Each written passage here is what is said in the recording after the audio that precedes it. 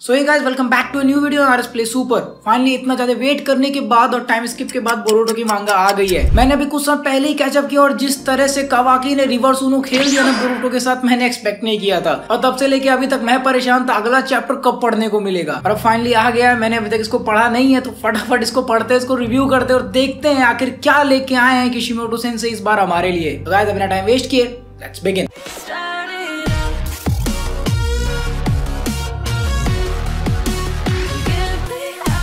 So guys, chapter start होता है जब सारादा इस समय होकागे के ऑफिस में घुसती है। सारादा यहाँ पर बोलती है कि मैंने आपको कितनी बार एक्सप्लेन किया है, आप समझ क्यों नहीं रहे हो। जिस पे शिकामारू बोलता है कि हम बहुत पास थे लेकिन उसने हद पार कर दी। ऊपर चीजें और भी ज्यादा खराब हो गई क्योंकि वो एक होकागे किलर है। ये एक ऐसा ट्रेटर है जो कि कावाकी को मारने की कोशिश कर रहा है। हम उसे माफ नहीं कर सकते। इस पे सारादा बोलती है कि तुम लोग जैसा सोच रहे हो वैसा बिल्कुल भी नहीं है। बोरुटो इस टाइप का लड़का है ही नहीं जो कि किसी को मार सकता है। कम से कम उसे एक चांस तो दो खुद को एक्सप्लेन करने का। इस पे कोनामारू बोलता है कि अगर ये बंदा इनोसेंट था तो आखिर यहाँ से भागा क्यों। इस पे सारादा बोलती है कोई भी भागने की ही कोशिश करेगा अगर उसे देखते ही मार देने का ऑर्डर दिया जाए तो कम से कम उसे चांस तो दो खुद को एक्सप्लेन करने का। इस पे शिकामारू बोलता है सुनो सारादा, बकचोदी नहीं करो, इससे कोई फर्क नहीं पड़ता मैं क्या ऑर्डर दूं या नहीं। लीफ विलेज के सभी लोग इस समय बोरुटो के ऊपर बहुत ज्यादा गुस्सा है। वो एक ट्रेटर और मैं कुछ भी कर लूं सभी लोग उसे यहाँ पर मरा हुआ ही देखना चाहते हैं। इस पे सारादा चिल्ला के बोलती है तुम चूतिया हो क्या शिकामारू। यहाँ पर कोनामारू बोलता है जबान संभाल के बात करो सारादा, तुम्हारे सामने एर्थ होकागे बैठा हुआ है। और हाँ गाइस, यही से पता चल जाता है कि अब लीफ विलेज का नया होकागे कौन है। It is none other than Shikamaru, क्योंकि नारुतो के बाद शिकामारू ही एक ऐसा बंदा जो कि स्ट्रेटेजिकली बहुत अच्छे से सोचता है, इसीलिए उसी को ही एर्थ होकागे बनाया गया है। और मैं पर्सनली बहुत खुश हूँ इस समय शिकामारू को देख के। मतलब वो बंदा इस प्लेस को डिजर्व करता था। वो सबसे अच्छा स्ट्रेटेजिस्ट था पूरे लीफ विलेज में। शिकामारू आगे सारादा को बोलता है कि मैं तुम्हारे लिए चिंतित हूँ। अगर तुम ऐसी एटीट्यूड बार बार रखोगी तो तुम कभी भी गेनिन से प्रमोट होके होकागे नहीं बन सकती। फिर सारादा बोलती है ऐसा इसलिए क्योंकि मेरे बाप भी ट्रेटर हैं। फिर शिकामारू बोलता है इसमें सास्के का कुछ भी लेना देना नहीं है। तुम्हें एक लीफ विलेज की निंजा होने की वजह से वही ड्यूटीज करनी चाहिए जो कि तुम्हें बोला जाए। तो सारादा उसको बोलती है कि एक टाइम पर मेरे बाप का भी दिमाग फिर गया था। उस समय अगर नारुतो नहीं होता तो मेरा बाप कभी भी वापस नहीं आता और गेनिन होने के बाद भी वो होकागे बना। मेरी इंस्पिरेशन इस दुनिया के 7th होकागे उजुमाकी नारुतो से है, ना कि तुमसे शिकामारू। और फिर हम अगले पैनल में देख सकते हैं कि नारुतो और हिनाटा इस समय उसी जगह पर कैद है जहाँ पर कावाकी ने उन्हें भेज दिया था। वैसे मुझे पता है कि ये प्लेस के बारे में तुम्हें पता होगा, लेकिन मुझे काफी हद तक ये उस टाइप का लगता है जिस तरह से गोजो सेंसेई को प्रिजन रेल में बंद कर दिया गया था। वहाँ पे टाइम नहीं होता, सोच भी नहीं सकता इंसान, बस जिंदा रहता है। ना उसे भूख लगेगी ना प्यास लगेगी। काइंड ऑफ एक कोमा स्टेट में इस समय नारुतो और हिनाटा यहाँ पर फंसे हुए हैं। लेकिन यहाँ पर सिर्फ एक ही बंदा जिंदा चल सकता है, वो है कावाकी। और कावाकी का फर्स्ट लुक हमें देखने को मिलता है जो कि ट्विटर पे भी बहुत वायरल हो रहा था। सच में बंदा बिल्कुल सेक्सी लग रहा है भाई, बहुत सही लुक बनाया है किशिमोटो ने। ये बात तो सच है भाई, मांगा हमेशा ओरिजिनल राइटर में ही अच्छी लगती है। खैर वापस से सीन सारादा पे आता है और सारादा इस समय सुमेरे के साथ हैंग आउट कर रही है। तो यहाँ पर ये दोनों डिस्कस कर रहे हैं कि इस पूरे गांव में सबका दिमाग चेंज हो चुका है। अब कोई भी हमारी बातों को नहीं मानेगा। इनफैक्ट उनके लिए तो हम हैं जो कि बदले हैं, ना कि वो। और आज के डेट में बोरुटो नहीं बल्कि उजुमाकी कावाकी है जो कि नारुतो का बेटा है। यहाँ पर सारादा ये भी बताती है कि अब स्टोरी पूरी तरह से चेंज हो चुकी है। कावाकी यहीं पर पैदा हुआ था, उसकी बॉडी को कारा ने रिमॉडल किया था और ऑल द स्टार्टिंग के टाइम में सबकॉन्शियस माइंड में लोगों को थोड़ा सा अनइजीनेस था, बट धीरे धीरे वो सब कुछ ओमनीपोटेंस की वजह से खत्म हो गया और अब किसी को इतनी सी भी डाउट नहीं है कि कावाकी ही उजुमाकी नारुतो का बेटा है। यार उसके बाद हमें सेक्सी एडा देखने को मिलती है, वही लड़की जिसने ये सारा कांड किया है, और वो बताती है कि मैंने अपनी ओमनीपोटेंस एबिलिटी के बारे में और भी बहुत कुछ जान लिया है। चलो अब देखते हैं आखिर ऐसा क्या जान लिया उसने। यहाँ पर एडा बताती है कि ओमनीपोटेंस एक डिवाइन एबिलिटी है, एक ऐसी टेक्निक जो कि ओतोत्सुकी लोग यूज करते थे अपनी इमेजिनेशन को रियलिटी में कन्वर्ट करने के लिए। अभी ये सारा सिचुएशन इसलिए बना है क्योंकि कावाकी ने ऐसा विश किया था। सबकी मेमोरी चेंज हो चुकी है,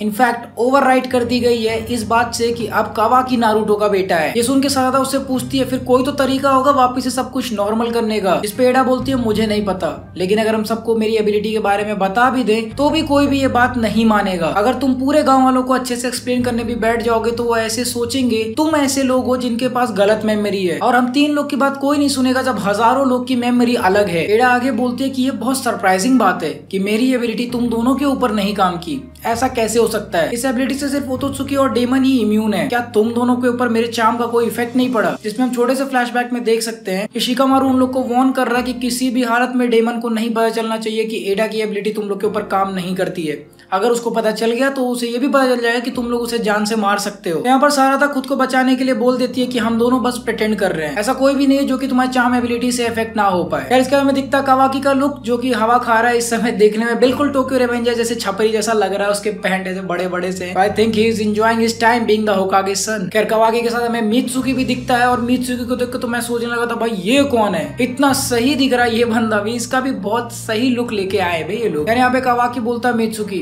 अपने खूंखार इंटेंट को ऐसे रिलीज मत करो, सांस लेना मुश्किल हो रहा है। मतलब तुम समझ सकते हो मित्सुकी बहुत स्ट्रॉन्ग हो चुका है, उसके प्रेजेंस से ही कवाकी को ये फील हो रहा है कि ये बंदा बोरुटो के मारने के लिए तुरंत ही रेडी है। मित्सुकी बोलता है कैसे ना सोचूं, ये बोरुटो बहन का लौड़ा अभी भी तुम्हें मारने की कोशिश कर रहा है, ऊपर से इसके पास भी तुम्हारे जैसे सेम एबिलिटीज हैं, तो ये अपनी चाकरा को छुपा सकता है। इस पे कवाकी बोलता है कि अगर विलेज के पास भी आया तो मुझे पता चल जाएगा, किसी भी तरह से वो मेरी आंखों से नहीं बच सकता। फिर मित्सुकी बोलता कि मैं बस तुम्हें प्रोटेक्ट करना चाहता हूँ, किसी भी हालत में मैं ही वो बंदा आऊंगा जो कि उसे अपने हाथों से मारेगा। इसपे कवाकी बोलता तो जो करना हो वो कर, लेकिन चूतियों की तरह मेरी गांड के पीछे पीछे घूमेगा वो मुझे अच्छा बिल्कुल नहीं लगता। इस बात पर मित्सुकी कुछ बोलने ही वाला होता कि तभी कवाकी को न्यूज आती है कि कहीं पर कोड के क्लॉ मार्क्स डिस्कवर हो गए हैं। तो कवाकी तुरंत वहां से उड़ के चला जाता है। इसके बाद मित्सुकी बोलता है कि तुम सन हो और मैं मून हूँ, तुम ही मुझे इल्यूमिनेट कर सकते हो, है ना कवाकी। मतलब यहाँ पर अब मित्सुकी के मन में भी डाउट आ रहा है। वैसे मुझे थोड़ा सा हार्ड लगता है ये मानना कि मित्सुकी का भी ब्रेन वॉश हुआ होगा, बट मान लेते हैं कि उसका भी हो चुका है और वो 3 साल से बस प्रिटेंड कर रहा है, तो अभी उसके मन में ये डाउट का बीज उगने लगा है। इवेंचुअली मित्सुकी को पता चल जाएगा कि ये सब कुछ फेक है और ये सारी मेमोरीज भी झूठी हैं। उसके बाद सीन चेंज होता है और हम हिमावारी का ट्रेनिंग का सीन भी देख पाते हैं। हिमावारी बहुत अच्छे से ट्रेन कर रही है, उसके मार्शल आर्ट्स बहुत अच्छे लग रहे हैं। फिर वहाँ पर शिकाडाई भी आ जाता है और उससे बोलता है कि तुम बहुत अच्छे से इम्प्रूव कर रही हो, लेकिन मुझे एक बात नहीं समझ में आ रही कि अचानक से तुम इतनी स्ट्रॉन्ग क्यों होना चाहती हो। जिसपे हिमावारी बोलती है कि देखो हर कोई मुझे लीफ विलेज में डांटना शुरू कर देगा, लेकिन मैं एक्चुअली मैं बोरुटो को प्रोटेक्ट करना चाहती हूँ। मैं तुम लोग को ये चीज एक्सप्लेन नहीं कर सकती,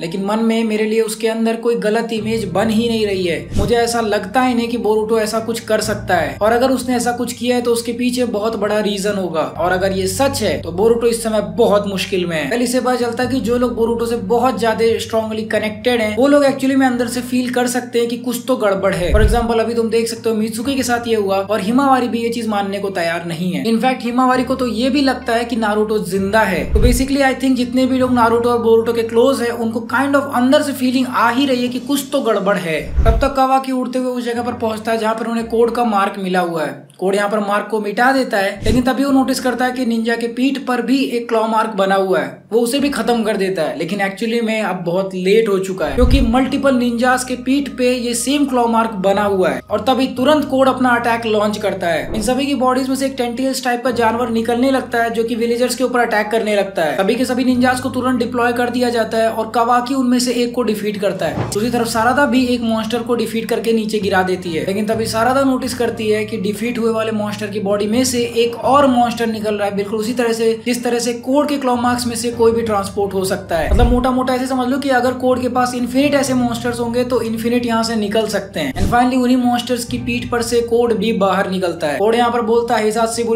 सारादा उचीहा, मैं इस समय बोरुटो को खोज रहा हूँ। इस पे सारादा उससे पूछती है फिर हिडन लीफ में क्या गांड मराने आए हो? तुम्हें पता है कि वो यहाँ पर नहीं है, उसने 3 साल पहले ही गाँव छोड़ दिया था। इस पे कोड बोलता कि अब मैंने उसे खोजना छोड़ दिया है, मेरे पास एक दूसरा तरीका है जिसके लिए मैं यहाँ हिडन लीफ में आया हूँ। मैं उसे यहीं पर बुलाऊंगा ताकि वो अपने पुराने साथी से मिल सके जिसके मन में उसके लिए बहुत ज्यादा रिग्रेट है। जिसमें से मेरी सबसे पहले कैंडिडेट तू है सारादा। अपनी चीखें जोर से बाहर निकालो ताकि बोरुटो को पता चल सके कि तू यहाँ फंसी हुई है। इस पर सभी के सभी मॉन्स्टर्स तुरंत सारादा के ऊपर अटैक करने आते हैं, लेकिन तभी भाई बोरुटो हवा में से सीधे आके कोड के मुंह पे कूदता है, उसके मुंह पर जूता लगता है और बोलता है कि अपने चूतिया पे अपने पास रखो, और यही रीजन है कि तुझे एक भी पुसी नहीं मिल रही है। कोड उसके ऊपर अटैक करने की कोशिश करता है, लेकिन बोरुटो डॉज कर लेता है। कवाकी और बाकी सभी निंजा सेंस कर लेते हैं कि बोरुटो अब इस समय लीफ विलेज में आ चुका है, और कवाकी तुरंत बोरुटो की तरफ निकल जाता है। उसके बाद हम देखते हैं बोरुटो सारादा का वो लुक जो कि ट्विटर पे बिल्कुल वायरल हो रहा था, और सच में इसमें बोरुटो बहुत बढ़िया लग रहा है यार। मतलब बोरुटो को देख के मेरे को जोरो वाली फीलिंग आ रही है। उसका एक आंख बंद है, हाथ में कटाना है,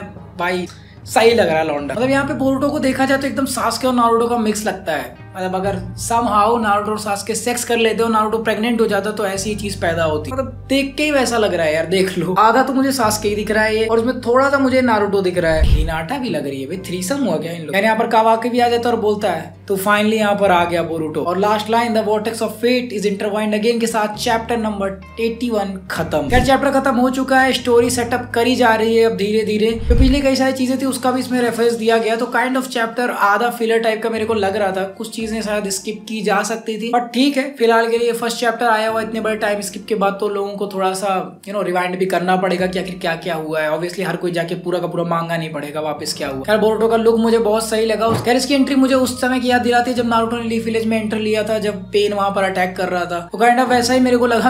आके सीधे कोड के ऊपर वो कूदा, भाई बहुत सही एंट्री थी। आई नो जब ये एनिमेट होगा तो इसमें बहुत ज्यादा एक्शन सीन्स भरे जाएंगे। लेट्स होप कि एनिमेशन सही होगा इस पूरे सीन का। खैर तुम लोग को ये चैप्टर कैसा लगा मेरे को कमेंट्स में बताओ, and do you want me to review more Boruto chapters, तो वो भी मेरे को कमेंट्स में बताओ। मेरे को बोरुटो का थोड़ा सा सीन अच्छा लगा जब मैंने लास्ट टाइम पढ़ा था, तो मैंने सोचा नया वाला आएगा तो देखेंगे कैसा है। बाकी तुम लोग बताओ, अगर तुम लोग को देखना है तो मैं इस पे भी एफर्ट डालूंगा, नहीं तो वन पीस ही अपना यार सब कुछ। चलो यार, आई होप तुम लोग को वीडियो पसंद आएगी। वीडियो अच्छी लगी तो वीडियो को लाइक कर दो, वीडियो को शेयर कर दो जो बोरुटो वाले फैंस हैं, एंड डेफिनेटली चैनल को सब्सक्राइब कर लो, इंस्टाग्राम पे फॉलो कर लो, और अगर कोई वन पीस की वीडियो रह गई है तुम लोगों से, जाके उसको भी देख सकते हो। मैं तुम लोगों से मिलूंगा अगले वीडियो में। So till the next video, play on.